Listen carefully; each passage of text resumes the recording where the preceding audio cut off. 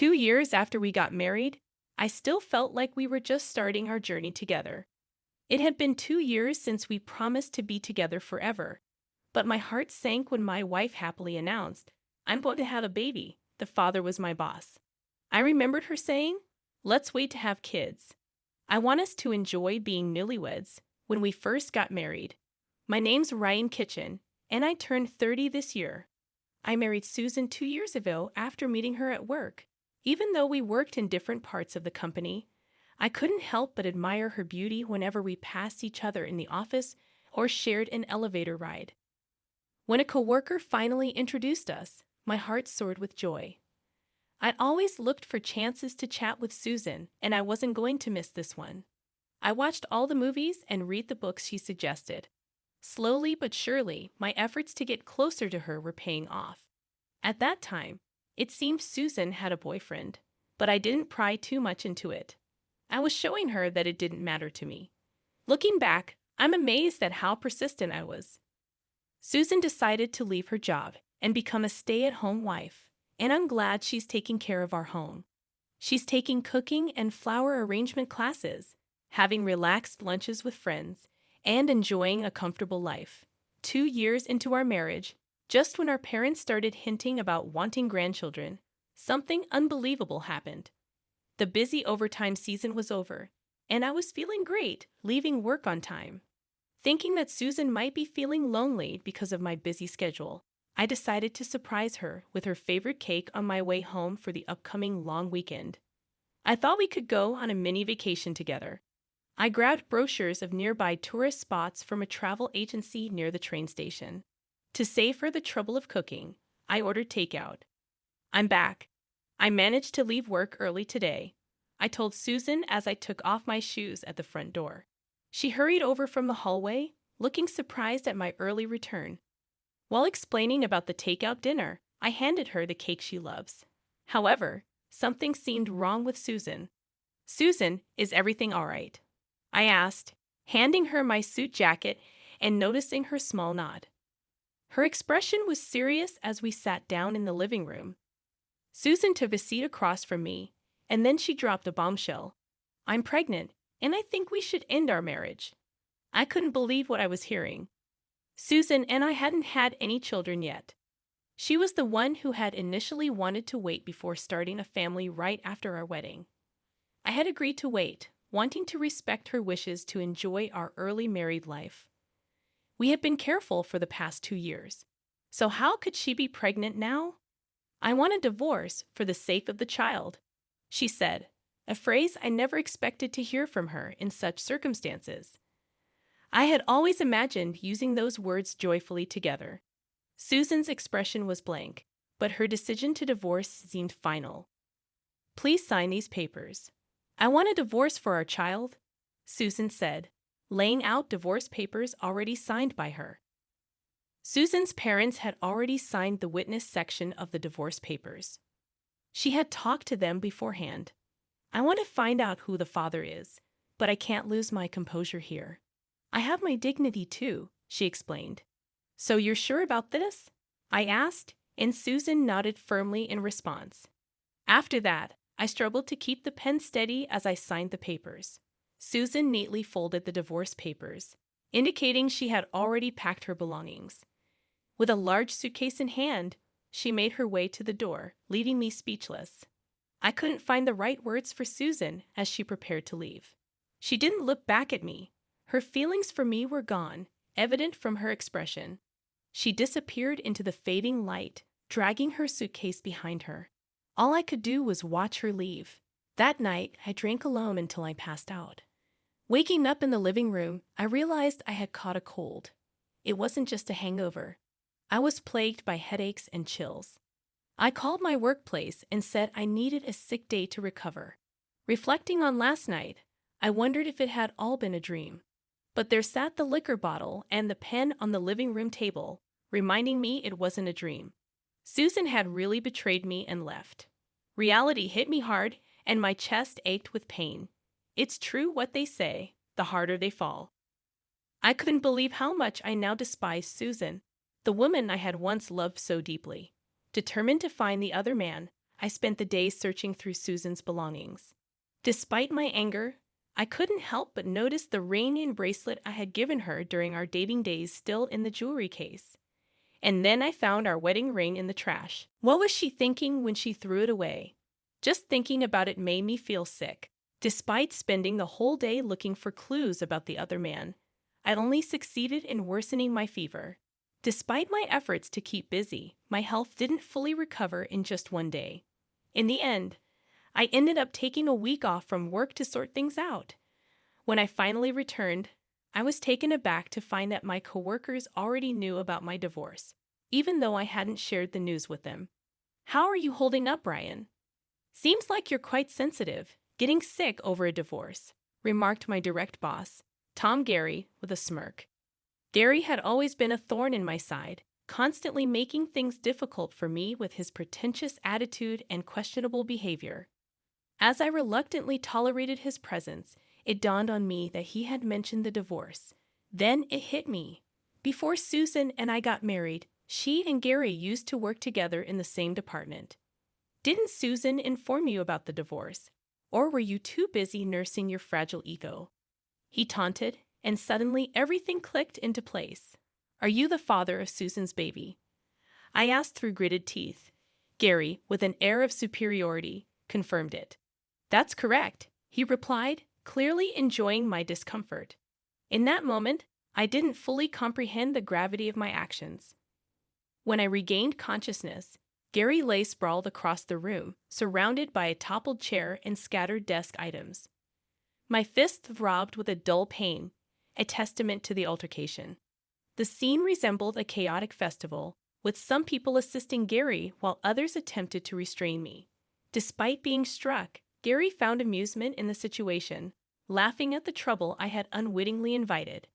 He had manipulated me into losing control. Gary happened to be the grandson of the company's founder, making matters worse.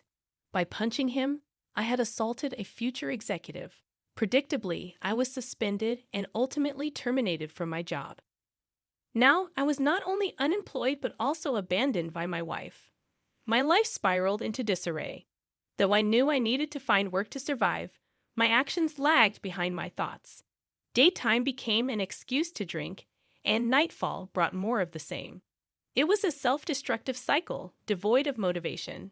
The only solace was my savings, a result of past diligence. After about a month, an unexpected visitor appeared. Initially, I pretended not to be home, ignoring the doorbell. However, it persisted, ringing again after 30 minutes, prompting another round of feigned absence. An hour later, the doorbell chimed once more, aggravating my already frayed nerves. Irritated, I grumbled about the intrusion as I begrudgingly answered the door. Standing before me was a stranger, a woman of unfamiliar stature, her gaze piercing into me with a judgmental intensity. I felt a wave of discomfort wash over me, prompting me to shift my gaze away. "May I ask who you are?" I inquired tentatively. The woman, exuding an air of dignity and strength, wasted no time in getting to the point. "Are you the former spouse of that woman?" Her directness nearly caught me off guard, causing my heart to skip a beat. It was clear she was referring to Susan, and she didn't mince words. She introduced herself as Lillian Gary, confirming my suspicions about her relationship with Gary. The prying eyes of the neighborhood ladies passing by only added to my unease. I had always found their penchant for gossip unsettling. "Please come inside," I offered hastily, hoping to avoid further speculation. Lillian accepted the invitation graciously and stepped into the disarray of my home without hesitation. I hadn't made any effort to tidy up, but she didn't seem deterred. As we entered the cluttered living room, she silently began to gather the scattered debris. "I can handle that myself," I protested weakly, but she dismissed my objections. "We can't have a meaningful conversation amidst this chaos, can we? If you're not going to assist, please take a seat." She snapped, so I straightened up and settled onto the couch, watching in silence as she efficiently tidied up the room. "Why don't you freshen up?" she suggested. Her words caught me off guard, prompting me to hurry to the bathroom. I quickly washed my face, startled by the unfamiliar face staring back at me in the mirror. I shaved, washed, and combed my hair. feeling a semblance of normalcy return. For the first time in a while, I felt a bit more human. Returning to the living room, I found the cleaning already completed, with the trash bagged and placed in the hallway. "I used your kitchen," Lillian mentioned as she handed me a cup of tea. She seemed surprisingly capable for Gary's wife. "Thank you. I feel like myself again," I expressed, surprised by the sincerity of my gratitude. Lillian responded with a faint smile, though it quickly faded. "My husband asked for a divorce because he fathered a child," she stated bluntly, clearly not one to mince words. "I went through the same thing with my wife. I'm already divorced," I responded, indicating that it was no longer my concern. She let out a deep sigh, suggesting that Gary's indiscretions were nothing new to her. Apparently, he had previously settled a scandal involving Susan with money, leading her to immediately marry me as a sign of ending things with Gary. This time, Gary attempted to resolve matters with money again, but Susan refused to budge. From Lillian's tone, it was evident she still harbored feelings for Gary and desired to rid herself of Susan.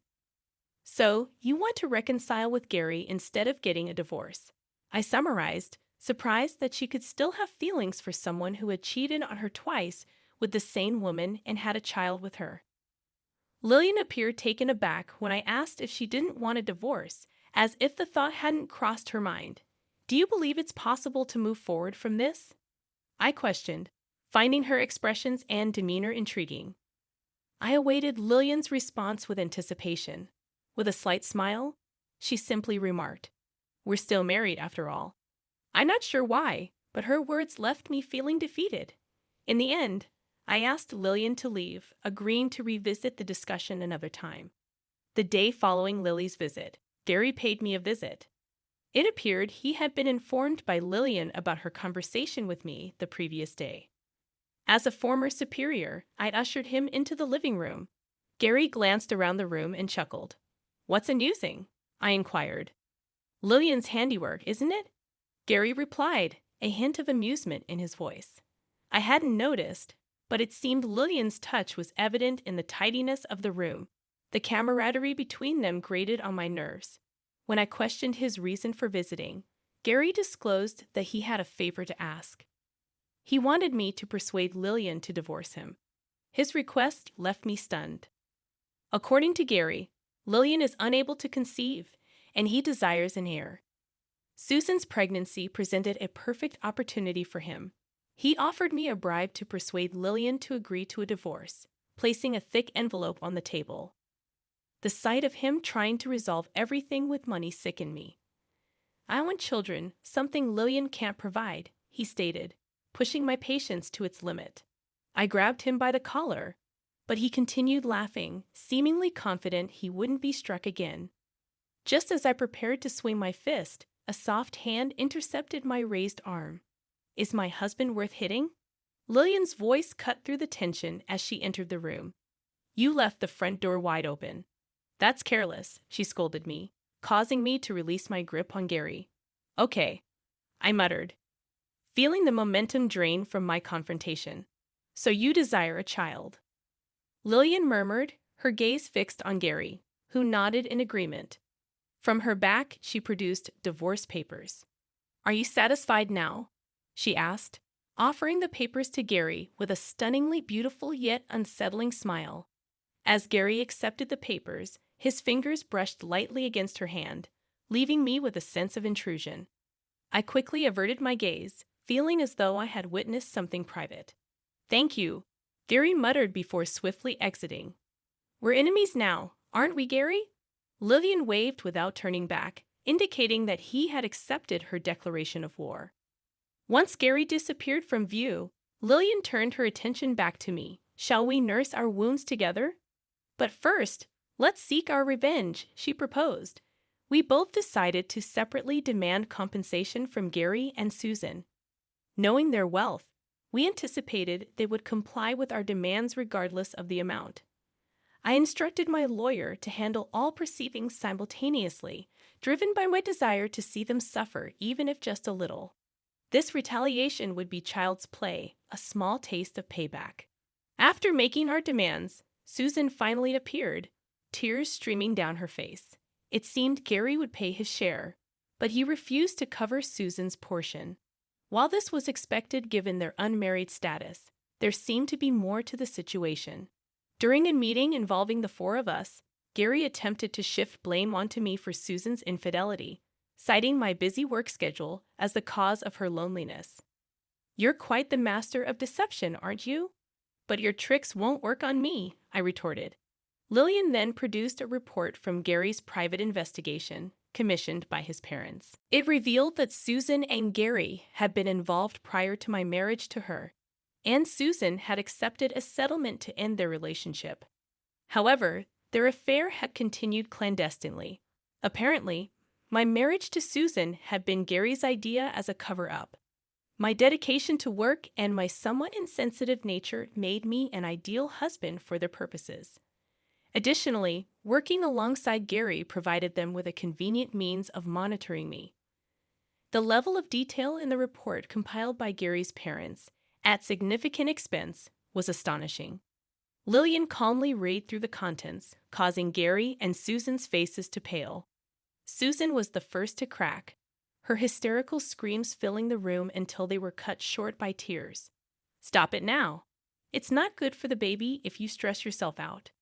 We reprimanded her, prompting Susan to flinch. Under the weight of Lillian's icy gaze, Susan fainted on the spot. Gary, in a panic, rushed to her side, cradling her in his arms. Lillian's smile hinted at her surrender. "That's a pity.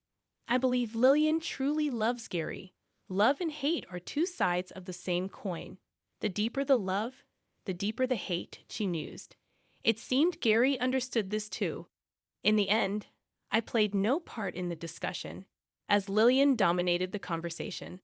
As the meeting concluded, Lillian laughed at me, saying, "That's it." Afterwards, news of my divorce spread throughout the workplace, as I had disclosed it to my colleagues. Despite the company's attempts to keep it under wraps, it was too late. Gary found himself sidelined at work and estranged from his family. Susan, now remarried, struggled with issues involving her in-laws. Gary's parents, who favored Lillian, treated Susan poorly, having driven Lillian away. Once all the alimony and other matters were settled, I invited Lillian for coffee. She shared her current situation, working at a friend's company while living independently.